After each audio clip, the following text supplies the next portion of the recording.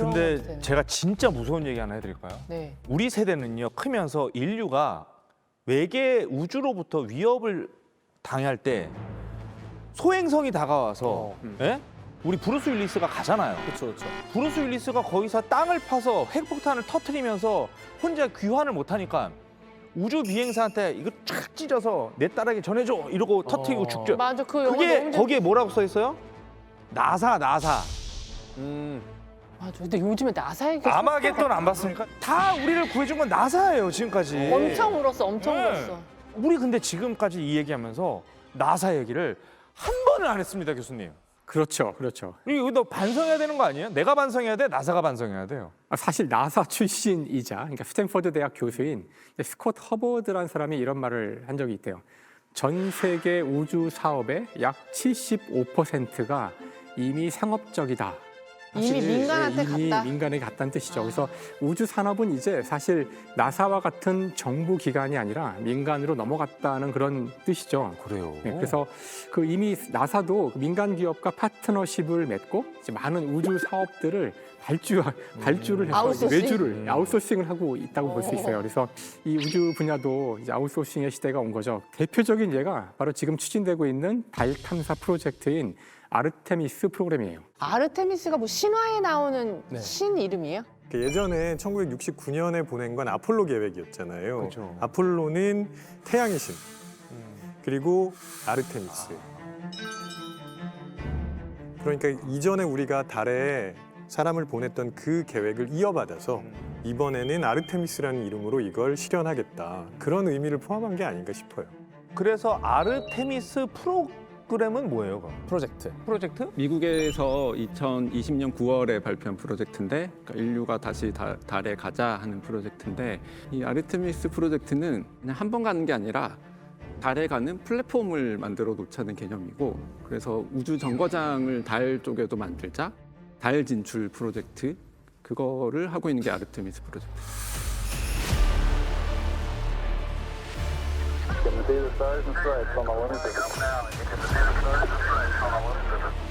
After the flight of Apollo 11, Neil Armstrong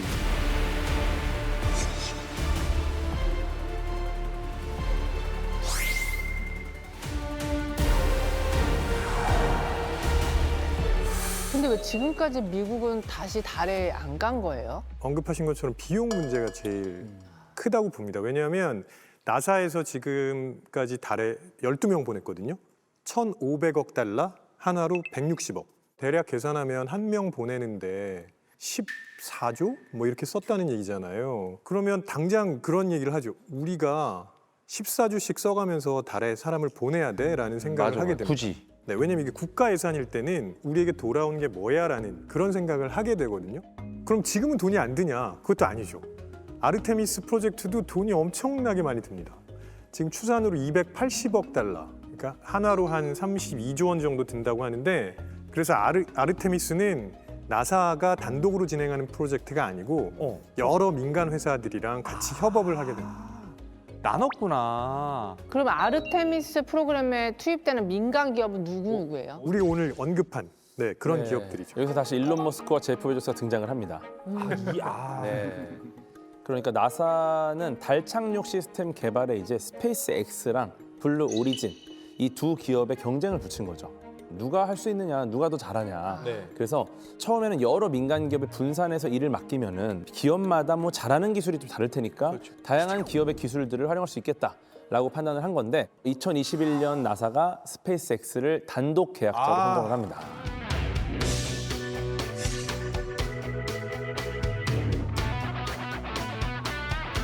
내가 봤을 때 제프 형은 영업팀을 바꿔야 돼. 그러니까요. 아니 나사 가서 그 영업을 해야지. 따와야지 그거를 입찰권을. 이번에도 일론 머스크의 승리인 거예요? 그러니까 스페이스 X가 입찰 당시에 경쟁력 있는 예산, 그러니까 되게 합리적인 예산인 거죠. 그다음에 기술적인 솔루션을 제시하다 보니까 나사가 할 수 있겠다. 모든 게 계획대로 이루어지면은 일론 머스크의 스타쉽 로켓이 2026년 달에 나사의 우주인을 착륙시키게 될 것이다. 얼마 안 남았어.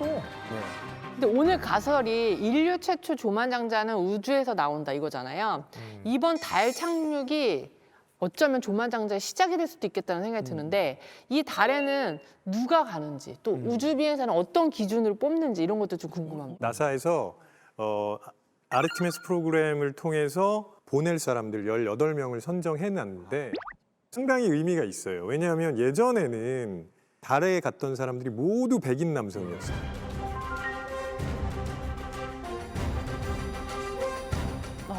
근데 이번에는 유색인종 포함되어 있고요. 절반은 여성입니다. 이전과는 확실하게 다른 다양성을 확보하는 그런 방식으로 18명을 선정한 거죠. 아주 차별화된 접근이라고 봐요. 이 우리가 그렇게 해야 되는 이유가 우주를 전부 백인만 채우고 있는 이야기가 나와서 그 SF라는 장르 자체도 사실은 미국 국적의 백인 남자들의 이야기인데 인류의 운명을 걸고 외계인과 어떤 지구인 대표가 단판을 나누는 장면이라고 하면 그 단판을 나누는 사람은 항상 미국 국적 백인 남자였어요. 지금 우리가 보면 되게 이상하거든요. 왜 저 사람이 우리 운명을 대신하지? 라고 생각을 하게 되는 미국은 거죠. 대통령도 전투기 몰고 나가서 외계인이랑 싸우는데 뭘.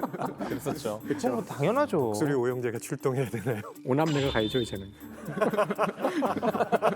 타고 우주에 가는 사람이 다양해야 하는 이유는 상징적인 이유도 있지만 그걸 보고 있는 사람들이 내가 될 수도 있는 미래야라고 꿈꾸게 만드는 거예요. 그게 굉장히 중요한 것 같아요. 그럼 달에 가는 우주 비행사는요?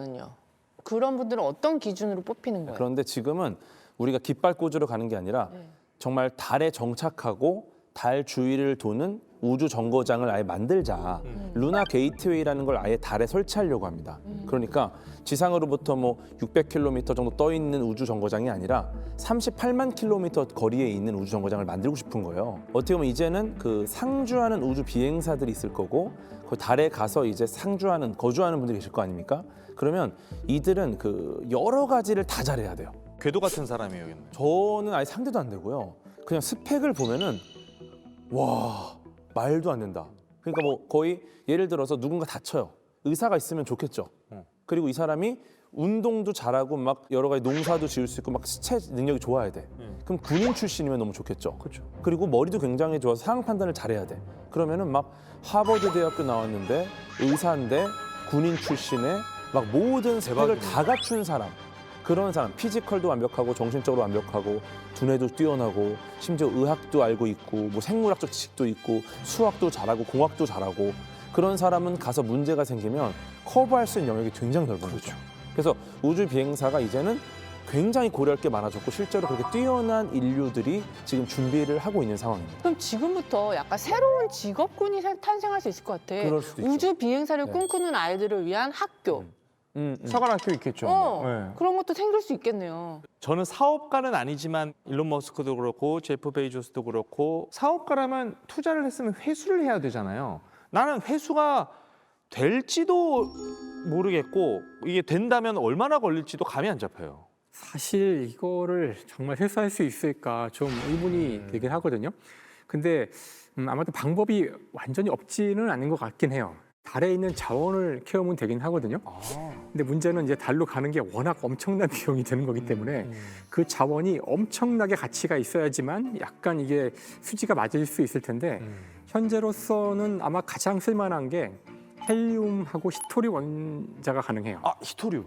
그래서 정확히 헬륨 중에서 헬륨3인데요. 헬륨도 이제 동위 원소들이 있기 때문에 헬륨3가 굉장히 귀한 것인데요. 미래에 아마도 가능한 촉망받는 에너지원이 핵 융합 발전이라는 게 있거든요. 네. 아직은 확고한 기술이 아닌데요. 근데 핵 융합 발전이 굴러가기 위해서는 거기에는 반드시 헬륨3가 현재 있어야 돼요. 투도 안 되고. 네, 헬륨3, 네. 헬륨3가 있어야 돼요.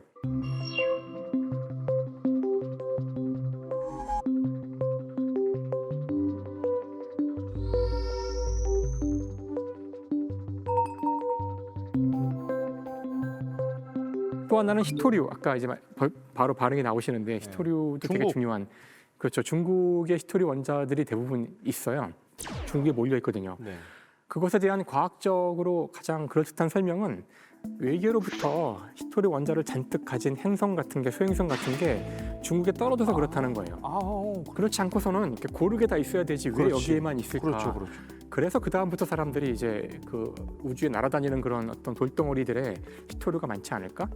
근데 그 달을 보시면 달의 표면에 수많은 이제 분화구들이 막 맞아요. 보이잖아요.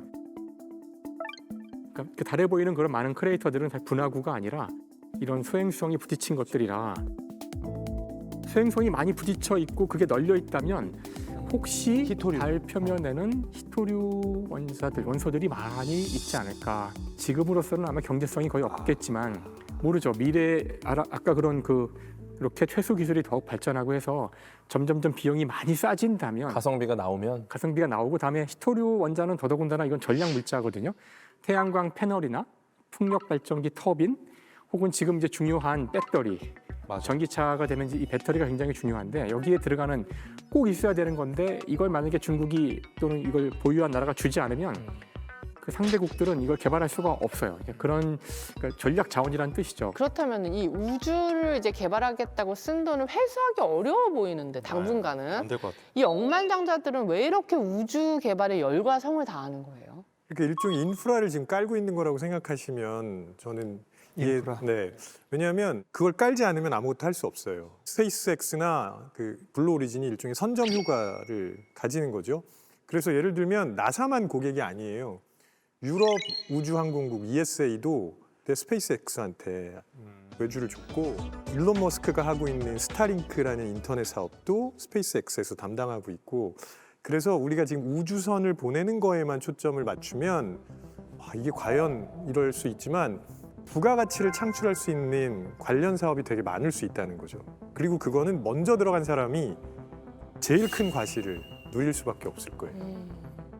일단은 그 오늘 과설하고도 좀 관련이 있는데 돈이 나오는 데가 사실은 우주보다는 지구에서 나오게 되어 있고 그러니까 세금으로 충당이 되고 있는 거죠. 그러니까 일론 머스크나 제프 베이조스가 하고 있는 사업의 최대 고객이 나사라는 건 세금으로 가게 되는 거고 그 돈을 기술 개발한 대가로 벌게 되는 거죠. 저도 동의해요. 그런 생각들에. 그러니까 이게 우리가 이야기했던 우주에 대한 어떤 낭만이나 어떤 진짜 우주로부터 직접적으로 뭐 자원을 캐오거나 이런 거를 당장 기대한다고 생각하진 않고요. 사실 국가가 하는 가장 큰 사업이 원래 그 들어가는 사업이 전쟁이고요. 그 다음이 전쟁이 없는 평화 시에는 이 우주 관련 산업들이었거든요. 아마 최근에 중국이 부상하는 것이 다시 이 미국으로 하여금 우주 개발 사업에 뛰어들게 하는 거라고 저는 생각을 해요. 그래서 여기서 이제 정치적으로 이제 선점할 필요가 있고 그러면 분명히 앞으로 미국 정부는 여기에 많은 돈을 쓸 텐데 그 돈을 누가 가져가느냐. 그걸 놓고 이제 여기 돈 냄새가 세금에서 오는 그 돈 냄새가 나는 거죠.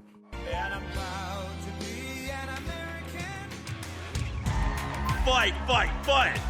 President Trump must win to preserve the Constitution. He must win to preserve democracy in America. Take over. Let me tell you, we have a new star.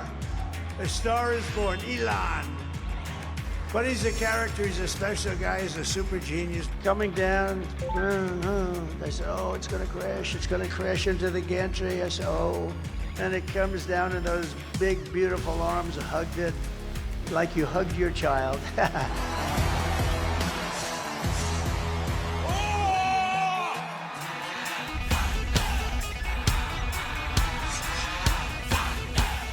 중국도 지금 우주 산업에 뛰어들고 있나요? 중국이 엄청나게 뛰어들고 있죠. 지금 미국과 가장 기술 경쟁을 하고 있는 나라가 중국이고요. 중국이 이게 전략적으로 중요하기 때문에 그래요. 나중에 전쟁이 실제로 일어날지는 모르지만 전쟁 같은 상황이 됐을 때 우주를 장악한다는 것이 제공권 장악과 마찬가지이기 때문에 거기에서 많이 밀려있는 중국으로서는 많은 위성을 띄워야 되고 실제 우주에서 전쟁이 벌어질지도 모르고요. 그러니까 중국은 많은 돈을 투입하고 있죠.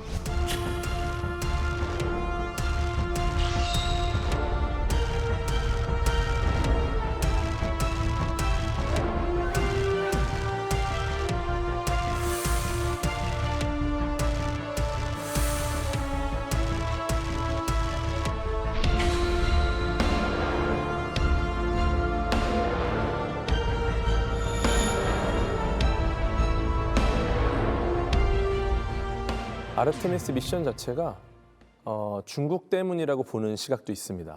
왜냐하면 아르테미스 미션에 중국은 참여하고 있지 않아요. 중국과 중국의 우호적인 국가들을 제외한 다른 모든 나라가 이제 힘을 모아보자라는 느낌도 좀 있거든요.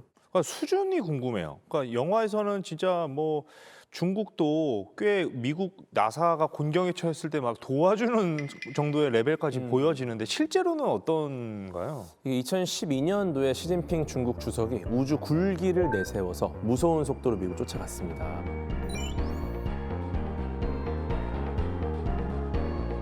사실 예전에는 중국이 과연 우주 산업을 이런 분위기였는데 매년 우주 관련 정책을 내고 우주 산업을 육성하고 그러면서 2004년 본격적으로 달 탐사 계획을 세우는데 2020년까지 달에다가 우주선을 5번을 보냈는데 다 성공을 했어요.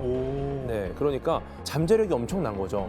아니 5번 트라이에 5번 성공이라고요? 네, 5번이 성공이 아니고? 5번을 다 성공했어요. 와 대박이다. 네, 그래서 심지어 2019년에는 세계 최초로 달 뒷면에 착륙을 했고요. 이건 어려운 게 앞면은 지상과의 통신이라든지 많은 것들이 유리해요. 근데 뒷면은 일단 가려집니다. 근데 그것을 이제 중계 위성을 사용하면서 기가 막히게 이제 착륙을 했고, 그리고 올해 6월에는 달 뒷면에 가서 암석 샘플도 가져왔고요.